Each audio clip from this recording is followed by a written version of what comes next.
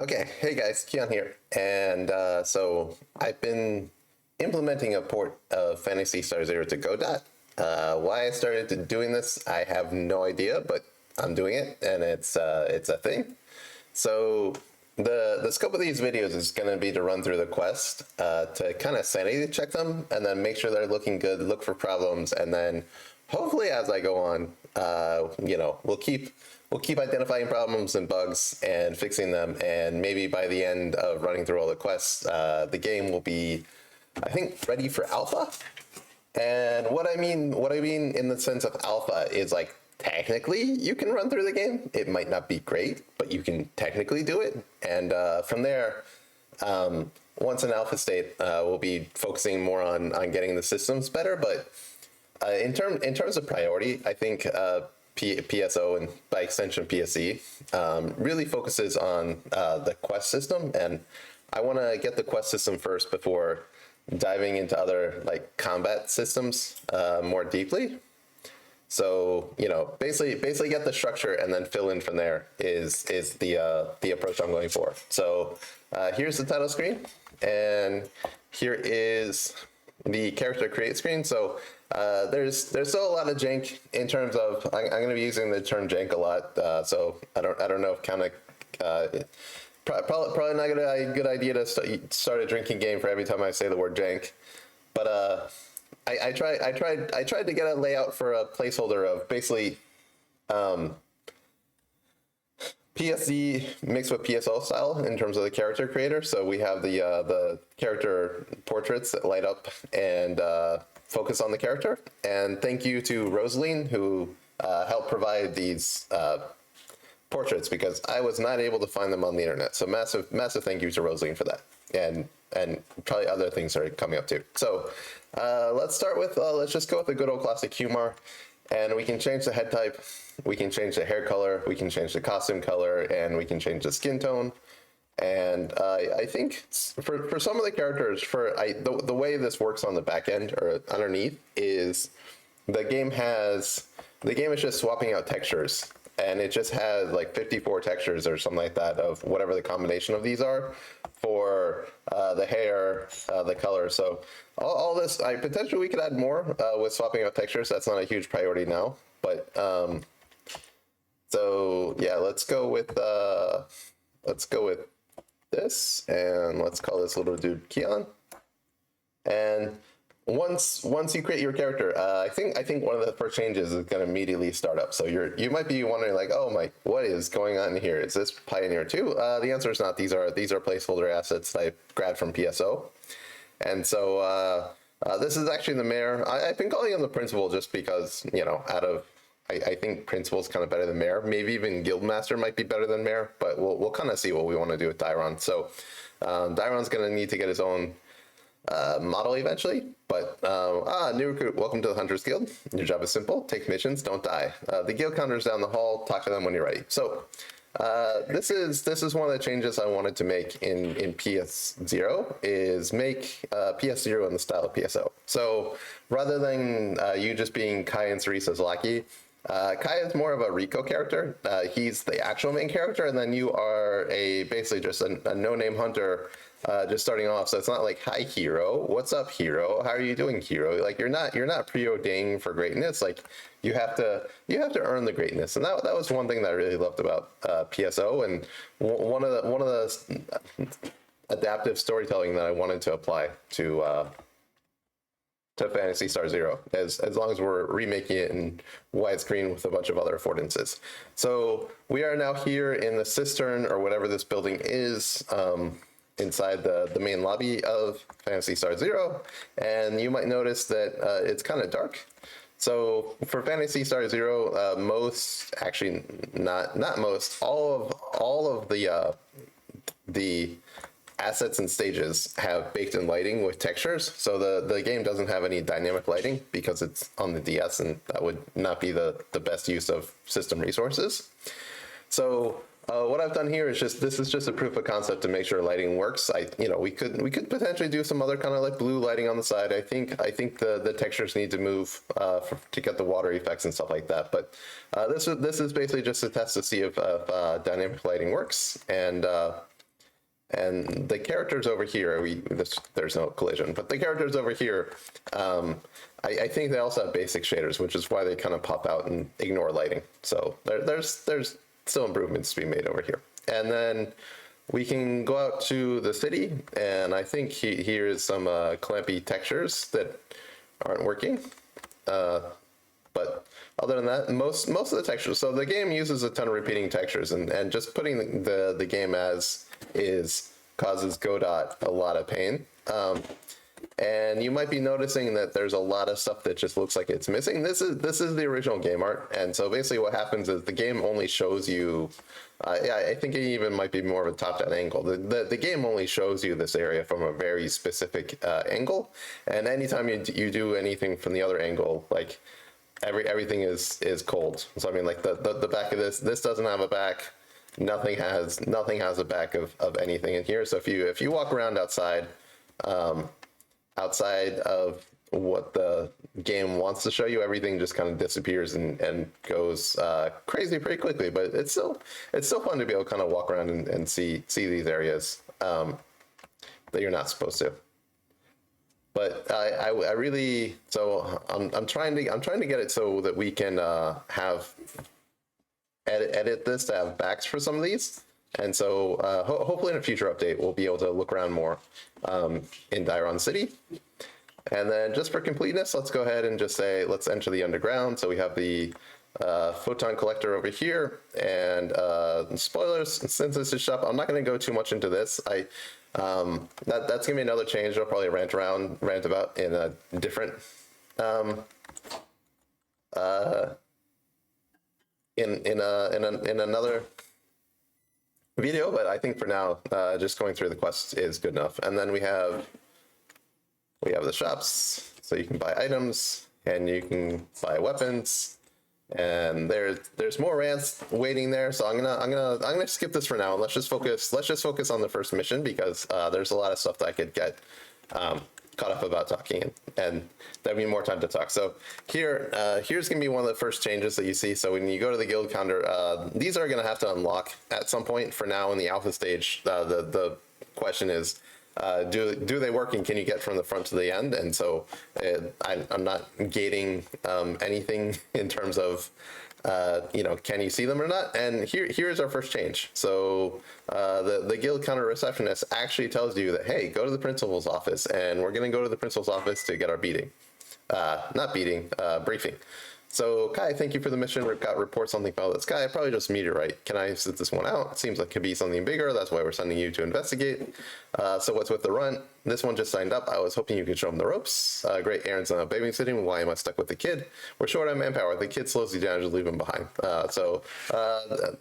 This might be over the top writing on my part of like just how little value you have as a new recruit, of like, oh man, here's more cannon fodder. Who freaking cares? But I kind of wanted to write to the point of like over exaggerating it, and then maybe we can tone it down a bit if needed. But I really like the aspect of like, I mean, this is a Western punk.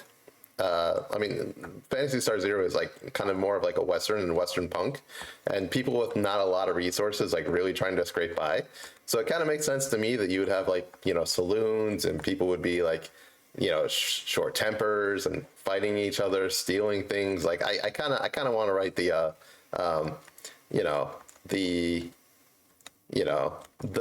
down and out version of the gritty Phantasy Star from the RPG, more the gritty Phantasy Star from the RPG days, and less of the anime waifu simulator from the PSO2 days.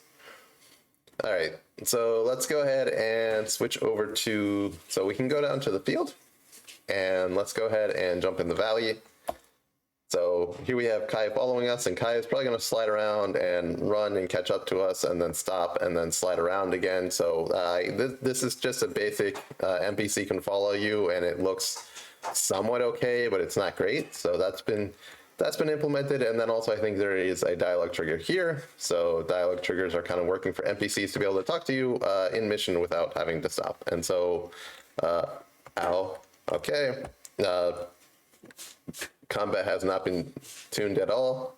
At the bottom, I try to add little circles to be able to debug when the when the combos need to happen. Ow. And then also if enemies get too close to you, the hitbox can just kind of not work and stuff like that. So combat is roughly there, but it's not been a super big priority right now, just because there's other stuff that I'm focused on getting. So in the interest of focusing on other stuff, we can go to palette. Instead of monomate, we can add a debug kill all command, which I've just been using to clear things and go through and test missions faster. And I will use that, just be lazy for now, in terms of haha, dead, everything dead. Just to get through things quickly. And then I think as I go on and I'm more comfortable with the other systems, I'm gonna get rid of that, get rid of this debug option, so that so that I'm forced to deal with the combat and make it better, rather than just being able to kind of hand wave it away. But for now, we're just gonna hand wave it away. And after defeating this, we find that the key, rather than the key just being placed somewhere randomly in the stage, has a more PSO style of the key appears after you defeat the enemies. And so now we go back from here after collecting the key. We can go back and open the gate to be able to proceed. And another thing you might notice is this is not randomly generated. This is me going through and kind of semi-designing the quests. So what I do is I have a random generator for the stage, just to have something to start from.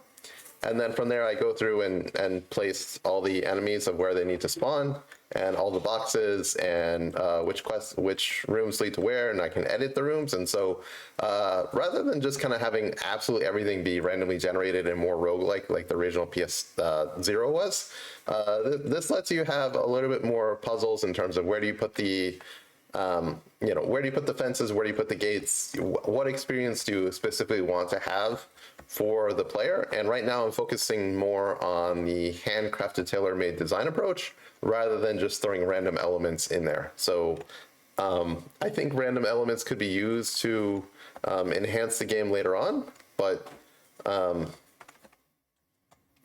now I'm sticking with like the handcrafted version, because I think that I think that like once the handcrafted works, you can kind of say, okay, well, I trust this, I trust this enough, and I have enough data that things are going to work, that okay, let's go ahead and just make it random. Right now, if I made things random, enemies would just spawn off the stage, things would go crazy, cats and dogs would live together, mass hysteria kind of things that are not needed right now. And as I'm playing this, another thing you might be thinking is like, what is going on with the colors? What is going on here? I implemented a day and night cycle on this, and I don't know if that's going to be a good idea. I think it's a good idea in concept, and it's not good in implementation. Because one thing I kind of wanted to add was a concept of time. So here we are on a quest with Kai, looking for something that fell out of the sky, potentially a machine, or something. We don't know what it is, but we're looking for it. And so we've been looking for all afternoon. Now it's night, and I think that kind of gives Phantasy Star Zero a cool time progression, concept of time, of things actually taking long. It's not like you just walked up for 5 minutes and went around and killed all the natural wildlife in an afternoon, and no time passed and stuff. Like this actually kind of gives things a sense of time, of oh man, it took me a day, or man, it took me 2 days to do this. And I kind of, there might be other game element aspects that we can kind of build on top of this, like maybe stronger enemies coming out at night, or for now I just want to have better effects of night looking better and kind of being more moody, in terms of enemies attacking you out of the dark, or just having a different experience. But anyways, that's a thing that's been added. So we have the night system. Let's just go ahead and continue to do the kill all to run through the mission. And I think in the next room we pick up a key, and then we come back, and then we can find out what exactly crashed. So here. Let's go ahead and grab it. And as long as I'm here, I might as well take a second to rant about the waterfall. So the waterfall is implemented with a repeating texture. And it's not that difficult of an animation, but I was just pretty happy to get it implemented, even though there is still quite a bit of jank. Don't take a shot. You can kind of see the lines. You can see where the texture repeats. The magic is kind of broken, but it's there, and it's a lot better. It took a bit of finagling to make sure it had the right transparency. Make sure it just didn't look like a blue sheet or a white sheet that was just sitting there. And anyways, I managed to get the waterfall. I at least managed to preserve some of the effect, and it can get improved on later. But I'm happy that I at least got a first pass on it that looks at least this decent. Okay, and now here we are. Come back to the quest. Oh no, there's someone on the ground. Here we are, we can pick that up. And is Kai gonna say anything? Kai. No. Kai, or maybe he said something and it went. So the idea is that Kai is supposed to say, go ahead and report back to the guild, I'll take care of the girl. And then he stops following you. So the stopping following me is correct. I wasn't paying attention, so I didn't see if he fired off the right dialogue, or if I just killed everything before he finished his previous dialogue. But nevertheless, here's Teresa.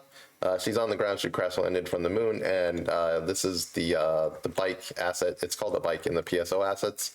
The bike from PSO that you see in the forest that I'm using as a placeholder for a dropship, and there is no collision, which is why you can just kind of run through it. So that's kind of the first mission here, and I think you can kind of see. There's a little bit of revealing my hand here in terms of what I want to do. So rather than the player having amnesia or something stupid like that, I think it kind of just makes sense to make Sarisa have amnesia, so we're not relying on stupid tropes from the first person of the character for why they don't know anything. You're a new recruit, that's why you don't know anything. And then I think Teresa having amnesia and then not knowing why she came down here makes a lot more sense, plot-wise, because that kind of raises the tension, I think, in terms of having to discover and investigate exactly what's going on. So that's it for the first quest. Let's go ahead and use the telepipe to get out of here. And quote unquote telepipe, it's just a cylinder, but please don't flame me for that. And we can go back to the guild counter, we can report, and now that mission shows up as clear. So that's everything. Like I said, there's a lot of systems. There's a lot of things in here that I'll probably rant about in future videos. But for each video, I mostly want to focus on going through each quest one at a time, make sure it works, make sure you can go front to the end, make sure it's clearable, make sure we can get through the doors, make sure the dialogue triggers, and as we go along and get more confidence that stuff is working, then maybe I can switch these videos more to other things like combat or other systems and how they're working, how they're implemented, how they can get made better.